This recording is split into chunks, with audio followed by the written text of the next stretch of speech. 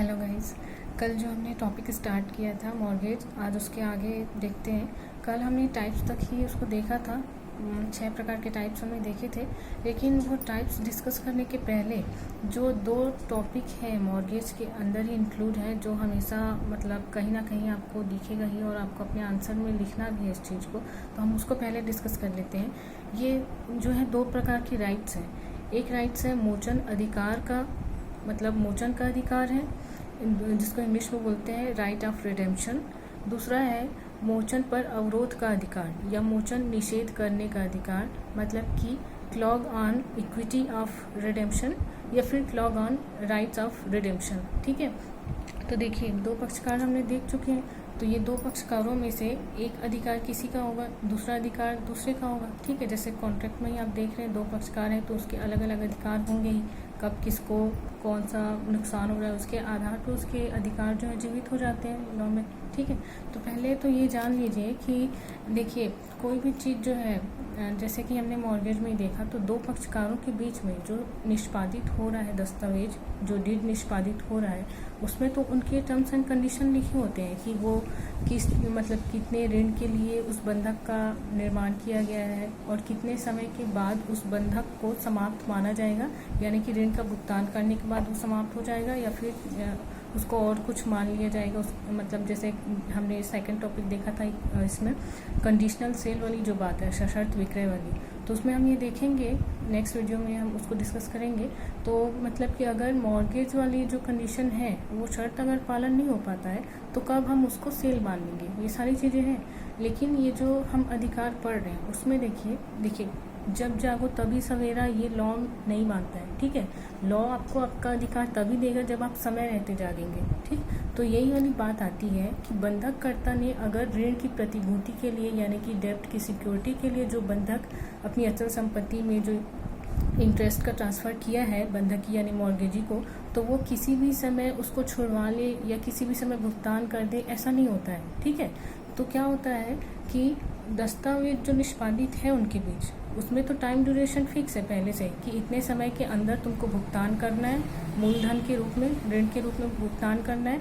उसके बाद अगर तुम भुगतान नहीं कर पाते हो तो फिर मुझे कोर्ट में जाना पड़ेगा, तुम्हारे खिलाफ केस लाना पड़ेगा। उसके बाद फिर संपत्ति को या तो मैं तुम्हारी जो अचल संपत्ति तुमने बंधक रखी थी उसको मुझे मतलब उसको बेचना पड़ेगा या फिर मैं और किसी तरीके से धन को वसूल कर लूँगा। ठीक, लेकिन क्या होता है कि पक्षकारों के बीच जो दस्तावेज निष्पादित हैं उसमें जो समय निर्धारित है उस समय के बाद भी बंधककर्ता को ये अधिकार रहता है कि वो जो है ऋण का भुगतान कर दे, मूलधन का भुगतान कर दे और उस भुगतान के बाद वो मतलब बंधकी को यानी सामने वाली पार्टी को उसने जो सिक्योरिटी दी थी उसको क्या कर ले, फिर से प्राप्त कर ले। ठीक है, अब सिक्योरिटी क्या दी थी, अचल संपत्ति ही दी थी अपनी। ठीक है, तो क्या होता है अगर इस चीज़ को मतलब राइट ऑफ रिडेम्पशन जो हम पढ़ रहे हैं, मोचन का अधिकार जो पढ़ रहे हैं, इस टाइप का अगर कोई अधिकार उसको होता ही नहीं बंधककर्ता को।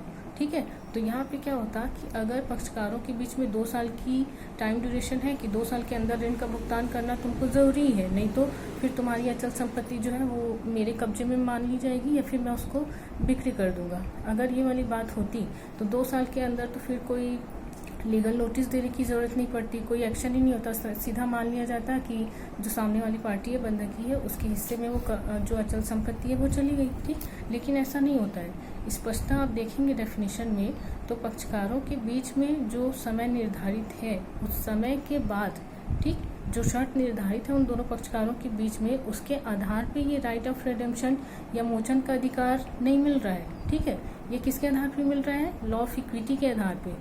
इक्विटी ने और कोडिफाइड लॉ ने ये अधिकार बंधककर्ता को दिया हुआ है, क्योंकि कुछ कंडीशन ऐसी हो सकती है जिसमें जो पक्षकारों के बीच समय निर्धारित है उसके बाद ही वो भुगतान कर पा रहा है, उसके पहले उसके पास वैसे पैसे नहीं थे कि ऋण का पूरी तरह से भुगतान किया जा सके। ठीक, तो इसके कारण से अगर समय के बाद वो मूलधन का और मूलधन के अलावा अगर कोई ब्याज या इंटरेस्ट उस पर लगाया जा रहा है बंधककर्ता पे, तो उसको भी वो पूरी तरह से अगर भुगतान कर देता है बंधकी को, तो उसके बाद जो सिक्योरिटी या प्रतिभूति अभी बंधकी के कब्जे में चली गई होती, अगर ऋण का भुगतान नहीं किया जाता तो बंधकी के कब्जे में जो चली गई होती उसको बंधकी के कब्जे में न ले जाकर डायरेक्ट वापस बंधककर्ता को प्राप्त करने का अधिकार ही क्या कहलाता है, उसका मोचन का अधिकार कहलाता है। ठीक है, सामान्य शब्दों में अगर आप देखेंगे तो मोचन का मतलब होता है जो उस पर लाइबिलिटी है उससे उसको डिस्चार्ज करना।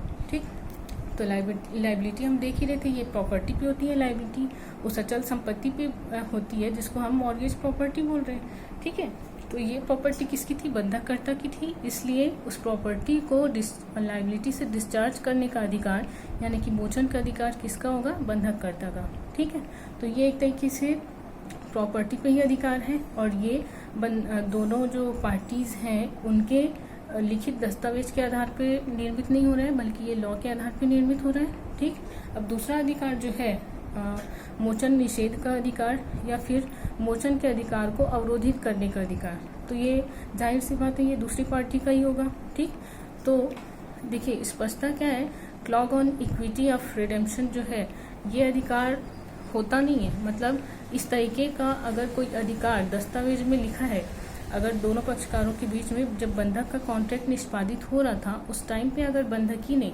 ये शर्त लिखवाई है बंधककर्ता से उसके ऊपर अनड्यू इन्फ्लुएंस यानी कि असम्यक प्रभाव के द्वारा या फिर और किसी लालच के द्वारा और कोई लालच देकर उसने अगर ये कॉन्सेप्ट लिखवाया उससे ये लाइन जुड़वाई कि तुमको मोचन का अधिकार नहीं होगा और मुझे मोचन निषेध का अधिकार होगा, तो ये चीज़ जो है हमेशा शून्य ही रहेगी, वाइड रहेगी, इसको कभी भी इन्फोर्स नहीं किया जा सकता, वैलिड नहीं किया जा सकता। ठीक है, क्योंकि ये सीधे सीधे जो संपत्ति का अधिकार है बंधककर्ता का उस पर निर्बंधन या रेस्ट्रिक्शन लगाती है। ठीक, इसलिए हम बोलते हैं कि जो मोचन निषेध का बंधकी का अधिकार है, ठीक है, मॉर्गेजी का जो राइट्स हैं क्लॉज ऑन ऑफ रिडेम्पशन का, वो अधिकार उसको नहीं मिलता दस्तावेज के द्वारा। ठीक, लेकिन ऐसा नहीं कि वो इस अधिकार का कभी यूज़ ही नहीं कर पाएगा। हो सकता है देखिए जैसे कि अचल संपत्ति में अगर किसी ने कब्जा कर लिया है तो कब्जे के लिए बेदखली का वाद जैसे कि आप छः माह के अंदर आपको लाना है।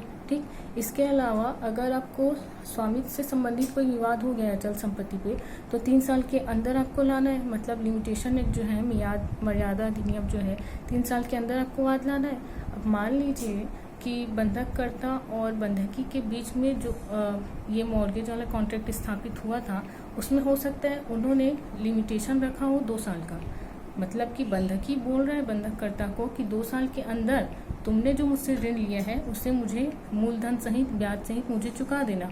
ठीक, लेकिन ये 2 साल तो पक्षकारों के बीच निर्धारित हुआ था, लेकिन लॉ तो 3 साल का टाइम मान रही है। ठीक, तो ये 2 साल और 3 साल के पहले का जो बीच है इसमें किसके अधिकार जीवित रहते हैं, बंधककर्ता के, यानी कि इस टाइम ड्यूरेशन में ही बंधककर्ता को राइट ऑफ रिडेम्पशन यानी मोचन का अधिकार प्राप्त होता है।